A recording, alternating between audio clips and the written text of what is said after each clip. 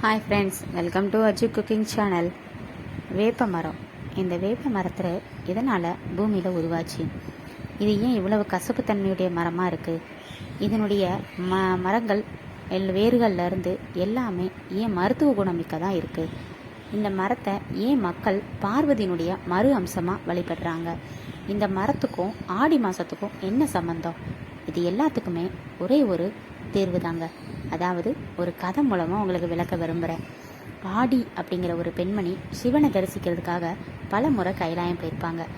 ஆனால் அங்கே உள்ள தேவகணங்கள் ஏதாவது ஒரு காரணங்களை சொல்லி அவங்கள உள்ளே விடாமல் தடுத்திருப்பாங்க. தக்க சமயத்தை எதிர்பார்த்துக்கிட்டு இருந்த ஆடிக்கு ஒரு சமயம் கிடைச்சது. அதாவது பார்வதி தேவியார் சிவபெருமானை விட்டு சில நேரங்கள், அதாவது சில கணங்கள் பிரிய நேர்ந்தது. இதை தனக்கு சாதகமாக பயன்படுத்திக்கிட்ட ஆடி பார்வதியினுடைய ரூபத்தை எடுத்துக்கிட்டு சிவபெருமானை தரிசிக்கிறதுக்கு கைலாயத்துக்குள்ளே போயிடுவாங்க. பார்வதி தேவியார் தான் வந்திருக்காங்கன்னு சொல்லி தேவகணங்களும் அவங்கள உள்ள விட்டுருவாங்க. இதை தன்னுடைய தேவ திருஷ்டினால், அதாவது ஞான திருஷ்டினால் பார்த்த நம்ம சிவபெருமான் ஆடிக்கு கடுமையான தண்டனை கொடுத்துருவாரு. அதாவது எல்லோரும் பெருக்கத்தக்க கசப்பான மரமாய் பூமியில் பிறக்க கடவாய் என்பதை. உடனே இதுக்கு சாப்பு விமோச்சனமே கிடையாதா அப்படின்னு கேட்கும் பொழுது அது கடவுள் சொல்வார், உன்னைய பார்வதியினுடைய மறு அம்சமாக பார்ப்பாங்க.